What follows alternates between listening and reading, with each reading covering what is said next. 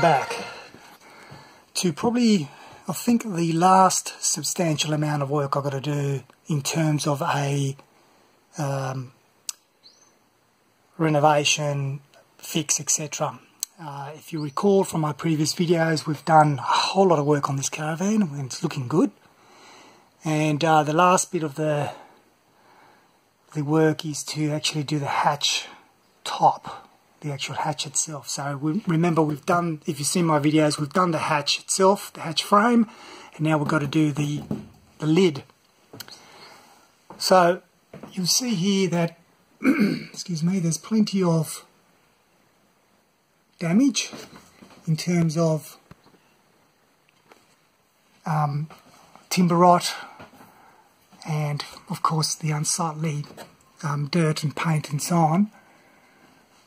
In the past there's been some patches, you can see there,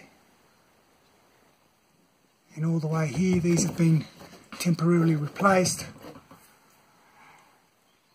So what I'm thinking of doing is copying the design, so purchasing new strips of timber. I'm probably going to make use of these two here, reuse those, but everything else replace. So basically replacing the framing and replacing the outer strips as well. Alright, so the first thing I've got to do is disconnect, bring the hatch back down, take this rod out, take 4 of these out, and then somehow remove this from the roof. This hatch is actually quite heavy, so I'm just going to have to take it out slowly, and then once I've got it on the ground I'll give it a bit more of a look through and I'll show you as well. Alright, so I've taken these out, so now it's just a matter of lifting this up. As I said, it does weigh a bit.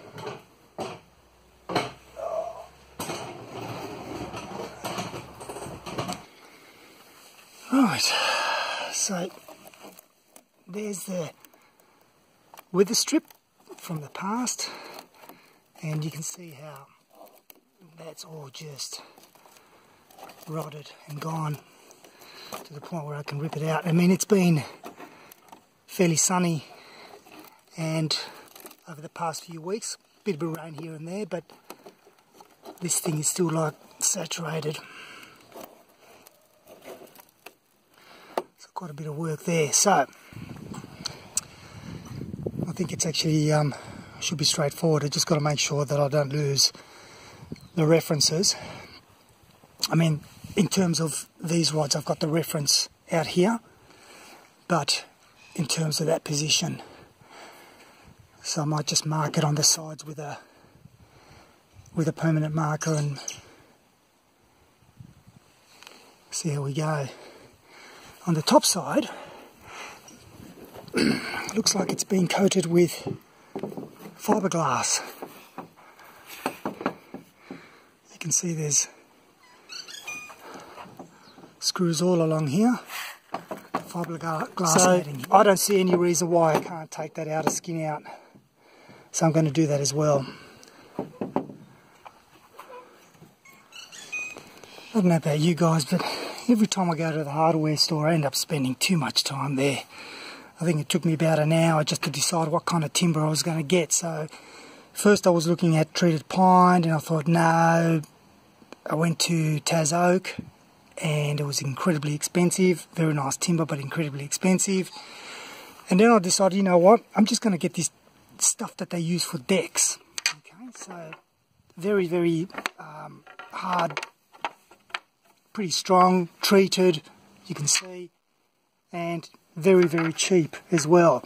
So I probably saved about 80% of what I would have spent if I went to, for example, the hardwood.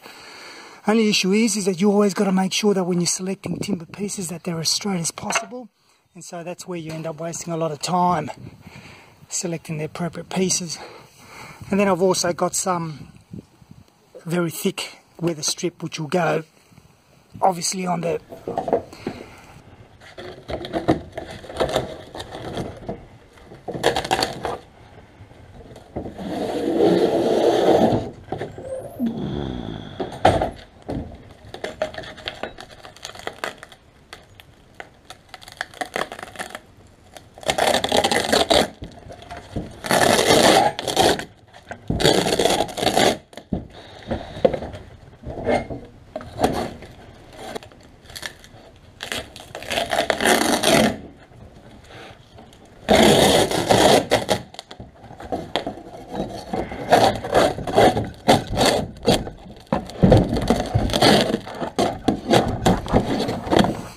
So I think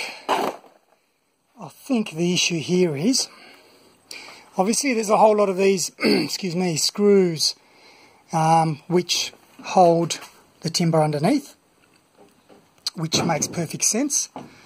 But this is not a full unit. You can see how you've got a top plate here. There seems to be an angle piece here. You can see how it's to an angle there, and I'm just going to have to try to get a better shot without the sun interfering. There we go. So we have that angle there, and then we have a flat plate on the side. So aside from the screws being up here, and looks like some other stuff down here as well, but aside from these screws here holding the timber underneath it, there shouldn't be any reason that this should leak if everything is being sealed properly, which is what I'm going to do. I think I'm going to have to pull all this apart. Always ends up being a bigger project than what it is. Pull it apart, clean up the segments, then glue it all back together again, and then she'll be watertight.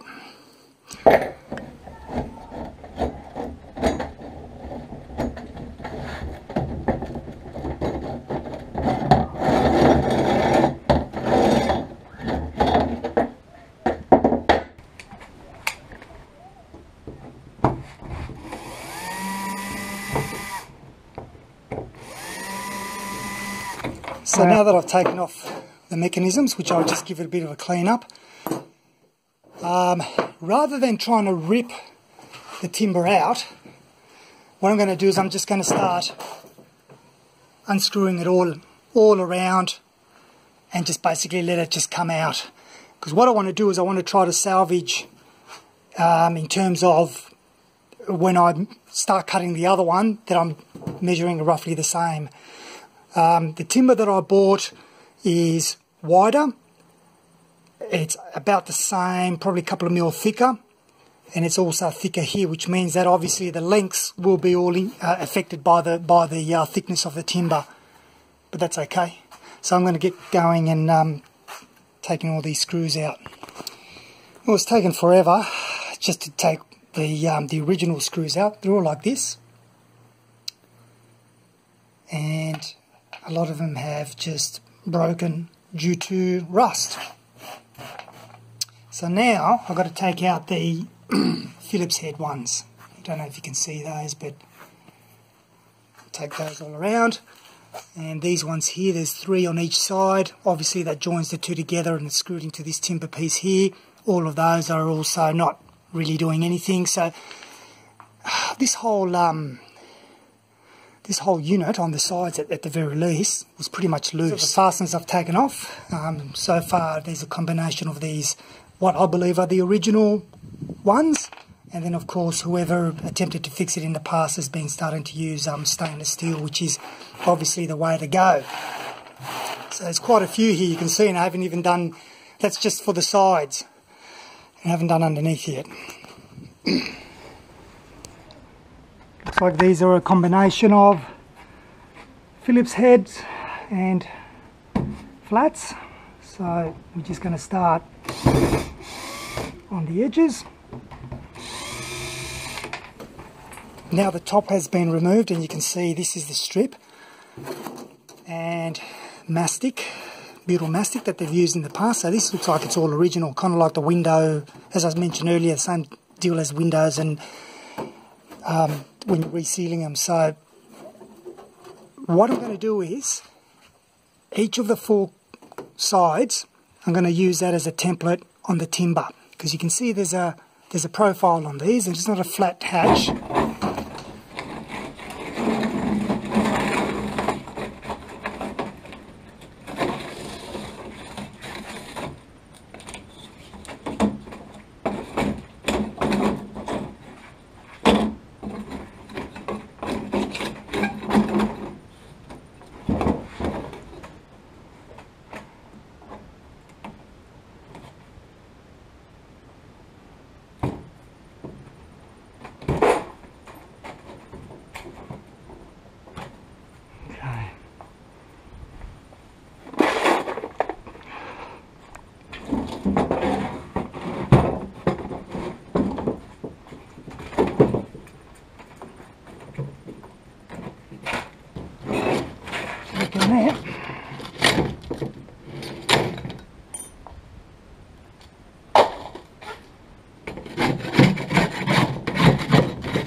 unfortunately the only way I could try to take most of, and I mean most, not all, of the gunk is using the heat gun and then scraping off what I've got left, and then using the same stuff that I use when I clean the windows up before I reseal. So look, it's not going to be perfect, but it's a hatch, so as long as it's waterproof, that's the main thing. On the other side, doesn't have to be that clean, it's just got to be free from stuff, so I've got to just, protrusion, so I want the timber to lay as flat as possible to it, and that's the timber that I'll be using. So effectively I'll be doing something like that. So what I'm doing here is just, as I said, using that as a template to mark the timber.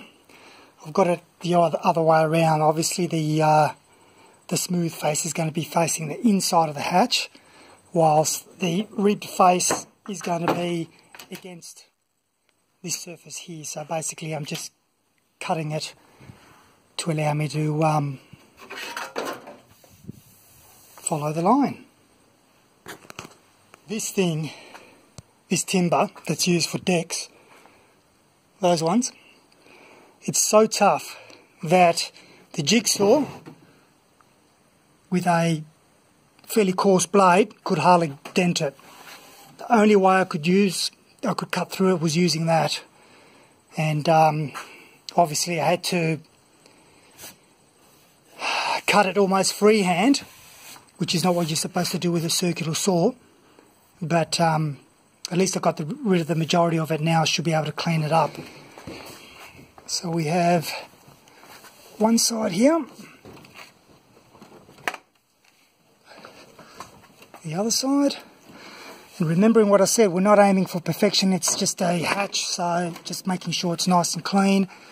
And what we're doing as well is, before screwing this down, we're actually putting in a Sikaflex sealant, so that, mind you though, probably doesn't need it because it is after all deck wood, but you can see when I'm screwing them in, it's screwing in with the Sikaflex, and these are the two holes that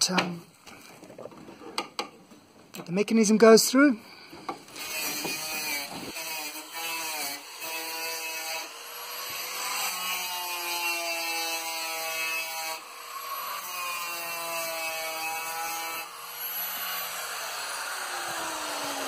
Right, so we've been at it for hours now. It's obviously going to take it 2 days to do it, which I suspected. So the 4 edges are done. And so now what I'm about to do is to unscrew up here to be able to deal with those bits down there. So ideally, I want to unscrew it and lift that up without affecting the bottom, just as a bit of a template.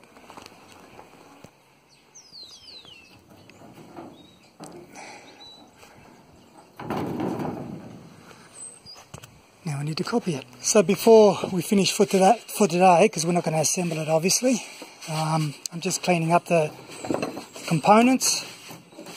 Basically this is like the same stuff that you find on the windows, all dried up butyl mastic. So I'm just cleaning up these. Tomorrow I'll think about how I'm going to do that. Either I'll give it a good clean and then repaint it white, or try paint stripping it. Don't know, so we'll see. And of course we've got, as I showed you earlier on, we've got this now as a template. Now bearing in mind that the timber that we bought is actually quite a little bit thicker, so here it is. So you can see the size difference there. So we've got to take that into consideration for the corners, for the edges. Right, here we are, following morning.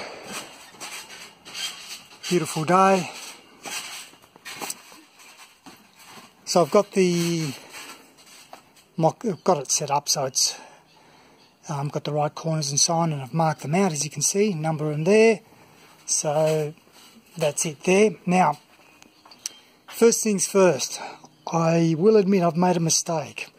I shouldn't have glued and screwed in the aluminium against the timber at this stage, because when I make a new frame I will need to screw it in from the ends, which means I'm going to have to screw it in through the aluminium.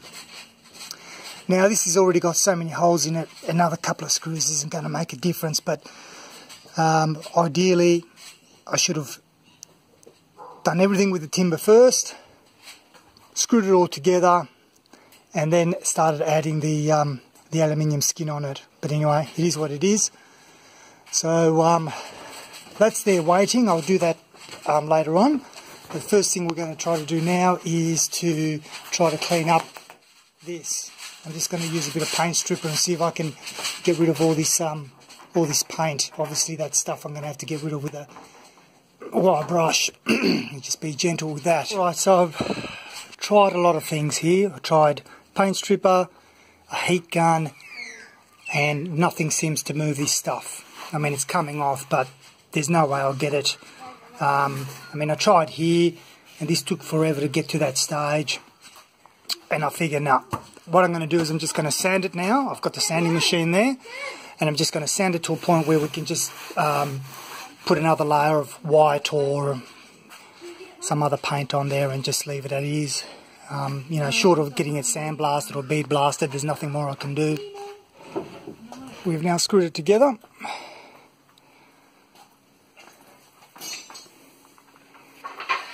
So the next step is to start looking at doing the internals. So what we're doing here is we've marked the first length, we'll mark the second one, we'll drill those in, fasten those in, and then we'll do the 2 4 outriggers and then the 2 center ones at the end. Well, I got caught doing this and forgot to film progress. So right, so what I've done here, the hatch is currently upside down, so we've put these braces in, we've put the center ones in, already drilled, and now all we've got left is the 2 rear outriggers. We've also, for these ones, because obviously there's an angle of this hatch, we've sanded away a little bit of that corner and this corner here to allow for the timber to sit a bit at an angle. Obviously, because I don't have the tools that I would like to have for woodworking, unfortunately the cuts and so on aren't accurate enough for me to consider them good enough for non-painting, to leave it as it is stained. So I'm just going to have to paint it, but that's fine. So that's it so far. We've now got the underneath done. And so we've now positioned the top, held down by a couple of screws on either end, on either side, to kind of keep it steady. And what I'm doing now is pretty much pre-drilling all the holes. With this, what we're going to be doing is we're going to actually be using a silicone sealant, so this stuff isn't going to ever leak. Well, not for another 50 years or so. We have now pretty much sealed it. It looks pretty untidy because we've got a lot of Sikaflex in holes and so on, but as I said before, it's a hatch. The main thing is for it to be watertight. We just did a bit of a clean up, so I'm just waiting for this surface here to dry so I can put you can see the mastic is, silicone is still wet. Back in position. The seal rubber, perhaps I should have gotten something a bit thicker, but all in all I'm pretty happy with it. And we know now that it's waterproof.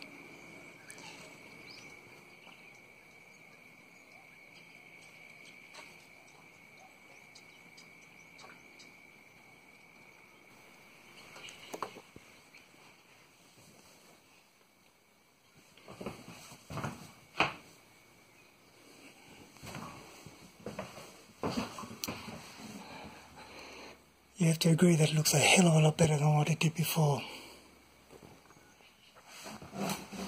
Alright, as always, thanks for watching.